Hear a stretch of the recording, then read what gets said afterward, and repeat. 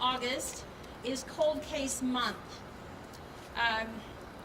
There will be daily activities, for example, on the Cold Case Coalition's Facebook page. We will be starting some e-billboards, etc. in August. Today is the day that Rosie's Law goes into effect.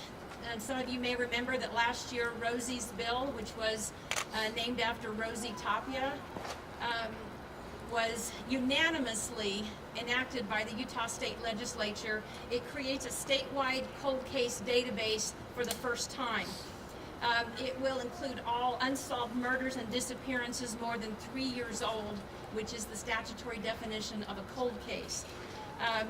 The Cold Case Coalition is pleased to have been asked to participate in the designing of that cold case database. And one reason we continue to push this is we want as much information as possible to input into that database. Typically, a number of cases kind of maybe fall through the cracks in terms of things like rewards being made available. For the first time ever, rewards are now being offered in every single one of Utah's cold cases. There are more than 200 of them. The base award at this point for information that leads to a conviction or a conviction in our minds that the case has been solved is $3,000. In law enforcement, these types of cases are very time-consuming, draining on resources, and challenging. We in law enforcement collaborate together, specifically on our case that is being represented here today. We were notified by Los Angeles Police Department in a person that had been reported missing out of Ogden, and they had located that person. All those resources have gone in to try and help determine what the cause of death and what happened during this incident. We need resources, we need information from the community, we need to have support networks like these that are here so we can help ensure that families get closure. We are continually working on our cold cases, we have input. We have also been fortunate to get a VOCA. We have received a VOCA grant, which is Violence Against Crime. We are able to receive funding to help to advocate and help victims and victims' families in these types of cases. I'm representing the Cold Case Foundation. What this foundation does is they have people all over the United States that are experts in various fields of forensics so that we can draw from these experts in order to help people and agencies with cold cases. We don't take over the cold case, we assist and we help and we offer our expertise so that they'll be able to hopefully have some closure to these cold cases, and some of them are very old. And so I find it an honor and a privilege to be here today with these families who have suffered such great loss. My heart goes out to them, and I hope in some way we can all come together and help. Hi, my name is Nancy. I'm with Utah Search Dogs. We are an all-volunteer, nonprofit search dog organization that trains dogs to find missing people, live or dead, in any situation. I know what these people are going through. Sit. Because even though my father was missing only 33 days, his body wasn't recovered. And I know exactly what all these people are feeling and the hope that they have that their loved one will be reunited with them. And just anything that we can do, and like I said, we're all a nonprofit, anything we can do is much appreciated. And to the public, if they know of anything, please come forward with any information for these people. The Golden State Killer case in April of 2018 named Newberg was probably the most, the one that got the most publicity, but there have been at least 3 others in British Columbia, Lancaster, Pennsylvania, and Indiana that have been solved in this manner too. So if you have DNA analysis at Ancestry.com, MyHeritage, or 23andMe, you can have those profiles sent over to jedmatch.com. Second, we are continuing to staff a 24/7 tip line, 385-CLUE-313, 385-CLUE-313. In our ongoing investigation into the murder of Rosie Tapia, what's been shed to light is An error previously reported in the news following the November 2010 composite that was drawn by Rosie's sister of somebody that brought Rosie home the night before she disappeared. This individual was previously reported as a possible good Samaritan and had already been removed as somebody that would be suspicious by law enforcement. Come to find out, there's been no confirmation because that person that they suspected denied even having any involvement bringing her home the night before. So as far as the question of who this person is, it's still up in the air.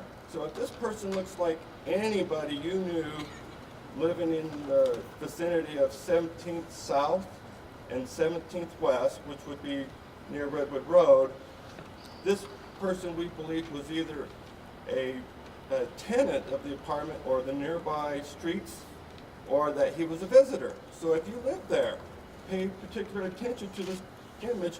If this looks like the guy that you knew or hang out with or was a family member in August of 1995, we want to hear from you. We have here a cross-section of different cases across the state, rural Utah, the urban cases, young people, old people, missing persons, homicides, you name it. I'd like to start with introducing Tina Ross. Her son was Ryan Bush. He was 20 years old and turned up missing in April 2013. And 8 days later, they found his remains in a recycling plant in Los Angeles, California. Here we also have today Stephanie Bardole. Her mother was Bobby Ann Campbell, who went missing in December 1994. Recent developments in her case is we had 3 different sources, independent of one another, all claim that she died of an apparent overdose and they panicked and hit her body. So we'd like to know more where we can find her. She deserves a proper burial, and we want to see closure for Stephanie and her other family members. That tip could be 100% anonymous. We just want to find her. We don't care about the story, how she got there, or who's responsible. Just help us bring her home. We also have family members for Joyce Tina Gallegos and Gabriel DeStefano. Hi, and I'm sorry, I didn't catch your name. Nancy Montoya. And her situation, Tina, 21, was last seen alive in Weber County in August 1982. Her body was found 11 days in Ogden River. She was killed by an apparent gunshot wound. Another case, Gabriel DeStefano, also was killed with the same gun. So obviously there's some overlap in those 2 cases. We want that brought to light. There's no reason for that to be an unsolved case. But we understand that that's actively being investigated by Weber County, and they're making progress. We also have Kelsey Robertson here, who's representing her father, Christopher Robertson. Where are you, Kelsey? Hi. Okay. And her father was apparently killed or something, was the victim of an accident. We don't know the story. We just know it was a mysterious death.